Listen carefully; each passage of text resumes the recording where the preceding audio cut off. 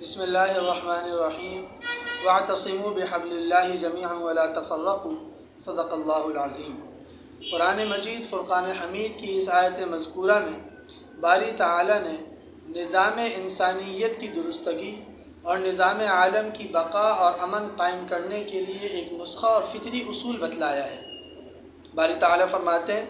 واعتصموا بحبل اللہ جمیعا ولا تفرقوا،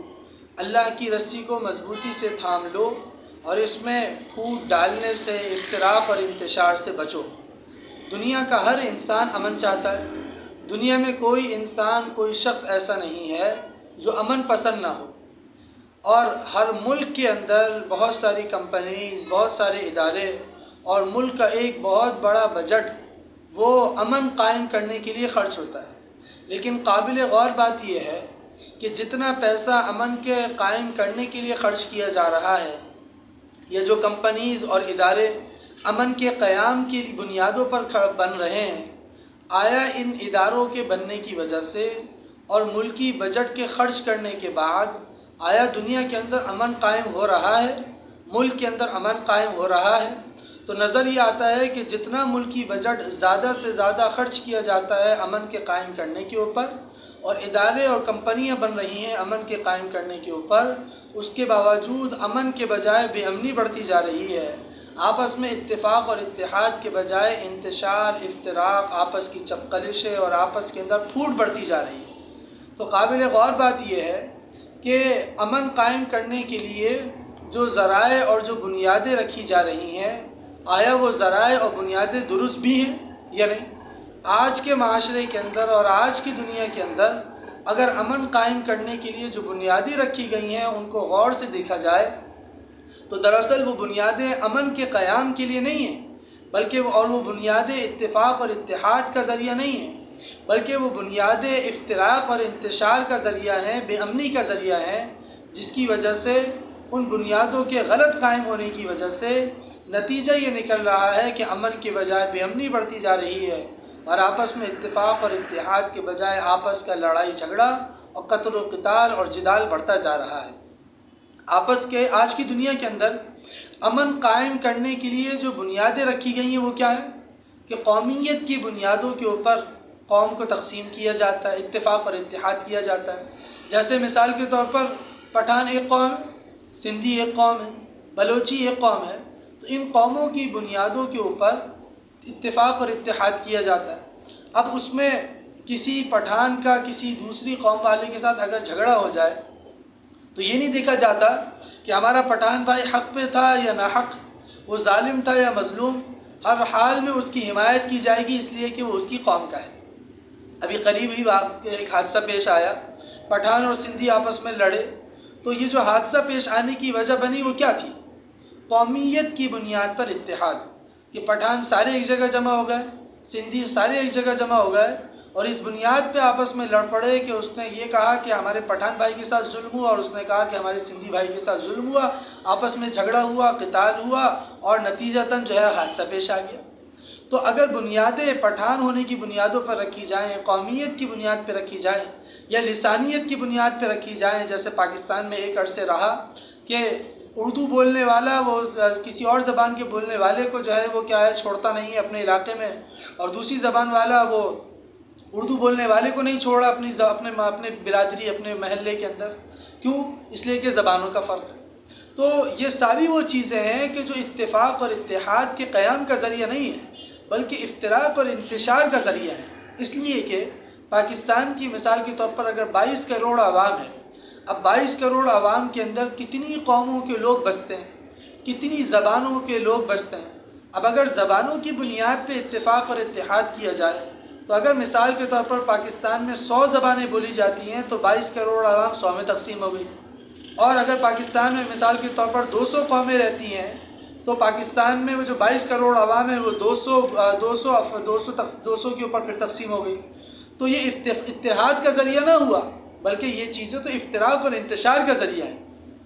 اور اللہ کے نبی علیہ الصلوۃ والسلام کے زمانے کے اندر بھی اگر ہم دیکھیں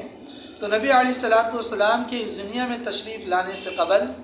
جو اتفاق اور اتحاد کے ذرائع تھے وہ یہی بنیادیں تھیں۔ کوئی کہتا تھا کہ میں عرب ہوں، سارے عرب ایک طرف، وہ کہتا تھا میں عجم ہوں تو سارے عجم ایک طرف، وہ کہتا تھا میں قریشی ہوں تو سارے قریشی ایک طرف، وہ کہتا تھا میں تمیمی ہوں تو سارے تمیمی ایک طرف، وہ کہتا تھا میں تغلبی ہوں تو سارے تغلبی ایک طرف۔ تو یہ جو قوموں کی تقسیم ہوتی تھی، یا لسانیت کی بنیاد پہ تقسیم ہوتی تھی، یا رنگ کی بنیاد پہ تقسیم ہو رہی ہے کہ کالے سارے ایک طرف ہیں، کالے ایک قوم ہے اور گورے ایک قوم ہے، تو یہ بنیادیں ہی غلط ہیں، اور ان بنیادوں کے ذریعے سے امن قائم ہو ہی نہیں سکتا، اتحاد اور اتفاق قائم ہو ہی نہیں سکتا، بلکہ ان کے ذریعے سے تو افتراق اور انتشار ہی قائم ہوگا، اور معاشرے کے اندر جھگڑے اور فتنے اور فسادات ہی برپا ہوں گے۔ اس لیے اگر ہم دیکھیں اسلام کو، کہ اسلام نے اتفاق اور اتحاد کے لیے جو بنیاد بتائی ہے وہ کیا ہے،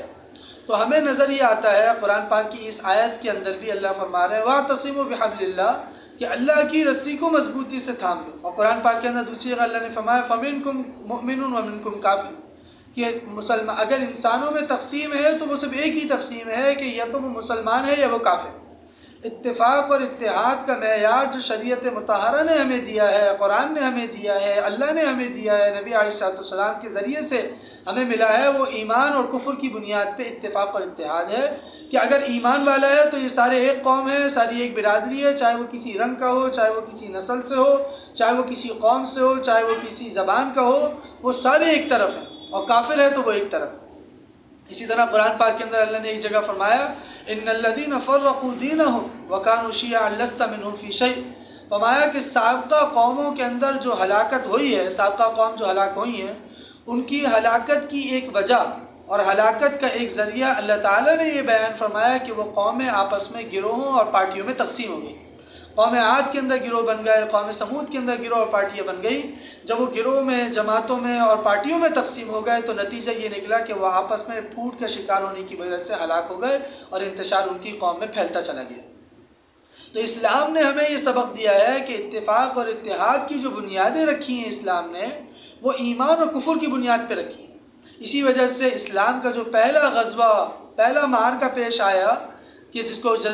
غزوہ بدر کے نام سے یاد کیا جاتا ہے، تو اس غزوے کے اندر سارے قریشی ہیں، اس غزوے کے اندر سارے عرب ہیں، سارے مکہ والے اور مدینہ والے آپس میں جھگڑ رہے ہیں، لیکن جو قتال اور آپس میں سب بندیاں ہو رہی ہیں وہ ایمان اور کفر کی بنیاد پر ہے۔ ایک طرف ابو بکر ہیں تو ساتھ دوسری طرف کفار کی طرف سے لڑنے والے ان کے بیٹے عبد الرحمن، ایک طرف عمر ہے تو دوسری طرف انہی کے رشتہ دار، ایک طرف صحابہ ہیں تو دوسری طرف کفار کی طرف سے لڑنے والے انہی کے عزیز و اقارب اور انہی کے رشتہ دار ہیں، اور آخر میں انہی کو قید کیا جا رہا ہے اور انہی کو قتل کیا جا رہا ہے۔ اسلام نے ہمیں یہ درس دیا کہ اگر تقسیم کرنی ہو تو تقسیم کی بنیادیں وہ صرف اور صرف اسلام اور کفر ہے۔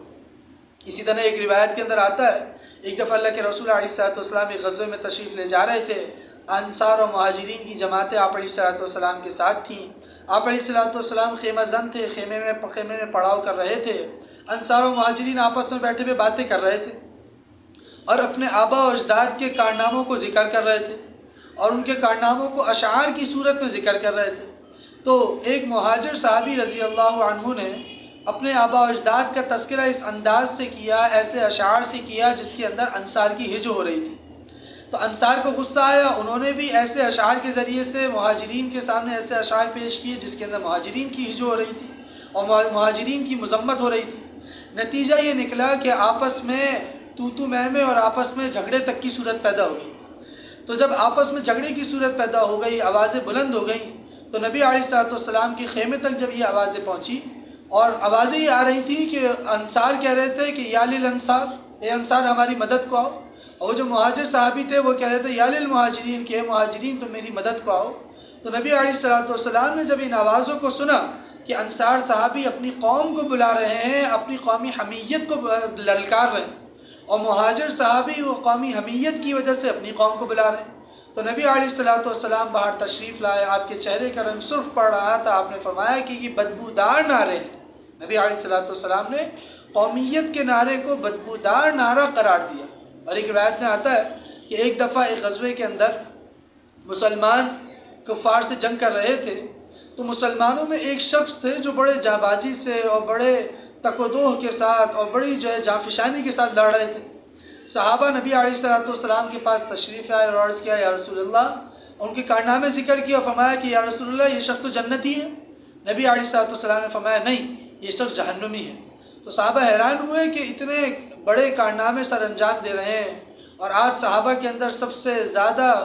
کوشش کے ساتھ اور سب سے زیادہ جانفشانی کے ساتھ کفار کے خلاف جو برسر پیکار ہیں وہ یہی شخص ہیں، اس کے باوجود نبی علیہ الصلوۃ والسلام فرما رہے ہیں کہ یہ شخص جو ہے وہ جہنمی ہے۔ تو فرماتے ہیں کہ صحابہ واپس چلے گئے میدان جنگ کے اندر، اور میدان جنگ کے اندر ان شخص کو دیکھتے رہے کہ جو کافروں کے ساتھ بڑی بہادری کے ساتھ لڑ رہے تھے۔ دیکھا کہ کافر ان کے اوپر حملہ کر رہے ہیں، وہ کافروں کے اوپر حملہ کر رہے ہیں، کافروں کو قتل کر رہے ہیں، تو کافروں کی طرف سے بھی جب حملے ہو رہے ہیں تو مختلف زخم ان کے بدن پر بھی آئے، حتیٰ کہ اتنے سخت زخم ان کے بدن کے اوپر آئے کہ آخر وہ ان زخم کی تاب نہ لا سکے اور انہوں نے خودکشی کر لی۔ تو جب ان کی آخری سانسیں چل رہی تھی تو صحابہ ان کے گرد جمع ہو گئے اور کہا کہ آپ کو مبارک ہو، آپ تو جنتی ہیں۔ تو وہ کہنے لگے مجھے کس بات کی جنت کی مبارکباد دیتے ہو، میں نے اعلاء کلمت اللہ کے لیے تھوڑی لڑ رہا تھا، میں اسلام کے کلمے کو بلند کرنے کے لیے تھوڑی لڑ رہا تھا، بلکہ میں تو اپنی قومی حمیت کی وجہ سے لڑ رہا تھا، کیونکہ مسلمان جو اس وقت جس کافر قوم کے ساتھ برسر پیکار ہیں اور کافر قوم کے ساتھ لڑ رہے ہیں، اس کافر قوم کی دشمنی ہے میری قوم کے ساتھ۔ تو اب میری قوم میں اتنی طاقت نہیں ہے کہ وہ اس کافر قوم کا مقابلہ کر سکے، تو میرے بدن کے اندر، میرے دل کے اندر جو غصے کی آگ بھڑک رہی تھی، مسلمان چونکہ اس کافر قوم کے ساتھ برسر پیکار ہیں، تو اس لیے میں مسلمانوں کے ساتھ مل کے اپنی قوم کا جو خمیازہ ہے، اپنی قوم کا جو نقصان ہے وہ ان سے پورا کرنا چاہتا تھا، اس لیے میں مسلمانوں کے ساتھ مل کے اس قوم کے خلاف لڑنا شروع ہوا۔ تو نبی علیہ الصلوۃ والسلام نے ایسے شخص کے لیے جو قومی حمیت کی بنیاد پہ لڑ رہا تھا کافر جہنمی ہونے کا فیصلہ فرمایا۔ تو آج بھی اگر ان بنیادوں کے اوپر لڑا جائے گا اور ان بنیادوں کے اوپر اگر اتفاق اور اتحاد کو قائم کیا جائے گا تو میرے بھائیوں یہ بنیادیں درست نہیں ہیں۔ اور آج کل ہمارے یہاں پارٹیوں کی بنیادوں کے اوپر، جماعتوں کی بنیادوں کے اوپر، سیاسی لیڈران کی بنیادوں کے اوپر آپس میں تقسیم کر لیتے ہیں۔ وہ کہتا ہے میں نون لیگ کا، وہ کہتا ہے میں پی ٹی آئی کا۔ اب اس کا سیاسی لیڈر جو بھی بات کہے، چاہے وہ صحیح ہو یا غلط ہو، وہ اس کی حمایت کرتا ہے اور دوسرے کی بات کی تنقید کرتا ہے، چاہے اس کی بات 100% صحیح کیوں نہ ہو۔ تو یہ بنیادیں ہی غلط ہیں، اور یہ کافروں کی سازش ہے کہ کسی طرح مسلمانوں میں افتراق اور انتشار کو ڈال کر مسلمانوں کی یکجہتی کو، مسلمانوں کے اتفاق اور اتحاد کو ناکام بنایا جائے اور ان میں آپس میں پھوٹ ڈال دی جائے، اور اس میں وہ کافی حد تک کامیاب ہے۔ تو کافروں کی اس سازش کو سمجھ کر اور اس کو ناکام بنانے کی کوشش کرنی چاہیے، اور اس کے لیے قرآن ہی ایک وہ چیز ہے کہ جس کے اوپر اتفاق اور اتحاد کیا جائے، کہ جب سارے مسلمان ایک ساتھ ہو جائیں گے، اتفاق اور اتحاد کر لیں گے، تو کافروں کی ہمت اور مجال نہیں ہے کہ وہ مسلمانوں کا بال بھی بھیگا کر سکیں۔ تو مسلمانوں کے لیے امن قائم ہونے کی صورت یہی ہے کہ آپس میں مسلمان، چاہے وہ کسی بھی قوم سے ہو، چاہے وہ کسی بھی رنگ سے ہو، چاہے وہ کسی بھی قبیلے کا ہو، مسلمان ہونے کی بنیاد پہ اتفاق اور اتحاد کریں۔ جیسے نبی علیہ الصلوۃ والسلام کے زمانے میں تھا کہ حضرت سلمان فارس سے آئے تھے، حضرت بلال جو ہے وہ حبشہ سے آئے تھے، صہیب جو ہے وہ روم سے آئے تھے، اور مختلف صحابہ مختلف جگہوں سے آئے تھے، لیکن روایتوں میں آتا ہے، صحابہ فرماتے ہیں کہ جب سلمان، حضرت بلال اور مختلف صحابہ ایک ساتھ آ رہے ہوتے تھے تو لگتا ایسا تھا کہ جیسے ایک ہی ماں کی اولادیں ہوں۔ تو اس لیے میرے دوستوں اور میرے بھائیوں، آپس میں اتفاق اور اتحاد کی جو صورت ہے وہ اسلام اور کفر ہے۔ اللہ ہم سب کو توفیق عمل دے کہ ہم اس بات کو سمجھیں کہ ہم نے جو اتفاق اور اتحاد کرنا ہے وہ اسلام اور کفر کی بنیاد پہ کرنا ہے، کہ جو مسلمان ہیں وہ سارے کے سارے ایک ہی ہیں اور جو کافر ہے وہ ایک ہے، نہ کہ قومیت کی بنیاد پر کہ میں پٹھان ہوں یا میں سندھی ہوں یا میں بلوچی ہوں، یا سیاسی جماعتوں کی بنیاد پہ کہ میں نون لیگ کا ہوں کہ میں دیگر جماعتوں کا ہوں۔ یہ نامناسب سی بات ہے۔ اللہ ہم سب کو اس سے بچنے کی توفیق عطا فرمائے۔ وآخر دعوانا ان الحمد للہ رب العالمین۔